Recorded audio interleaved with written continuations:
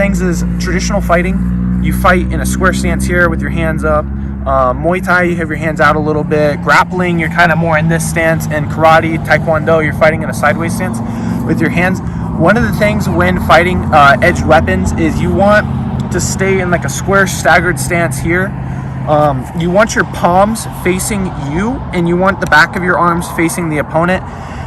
The reason being for that is if my palms are facing outward or like this, my wrist is exposed, and everything that's on the soft side of the forearm here, which is going to be like tendons, ligaments, veins, arteries, we want to try to protect those as much as possible. So if the person's wildly swinging the knife or whatever edge weapon they may be using, we'd rather the back of our arms be getting cut than the things that are going to be able to control our grip, so that way we're not out of the fight and we're still in the fight.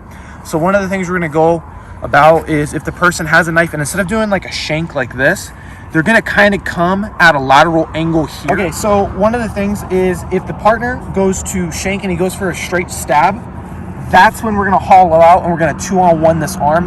The reason why we're not going to do that for this particular technique is because of the way he's throwing the knife. Go ahead and show them how you're going to throw a little on an angle. Yeah, so he's throwing on an angle and he's aiming for the torso area, okay?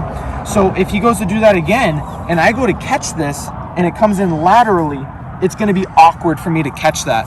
So instead, as he starts to come in, he goes to throw, I'm going to take the same side arm, we're going to mirror image, and that's going to go back of my forearm to his wrist. This hand is going to come back of the forearm to the tricep. Once he has fully struck, from there, that top hand that's blocking the tricep is going to churn, and I'm going to grab that tricep and pull him closer to me. I'm going to close that range a little bit. So it's just going to show what that looks like. So he goes to throw the knife here. From here, this hand rotates onto the elbow. When I do that, I raise this elbow up and I pull this one to me. See how it starts to bend the arm? Traditionally, people go to the Kimura. The problem with that is in order to go to Kimura, I have to pull this arm out, establish wrist control, and then feed that through. That's not going to work. So what we're going to do is we're going to go to a hammer lock. So he goes to stab. I'm catching here. Notice I'm hollowing out, grabbing, so I'm rotating, palm down, elbow, pulling this in. From here, this arm that was on the tricep now goes to the wrist, and this one goes to my forearm. I'm keeping the elbow connected to me.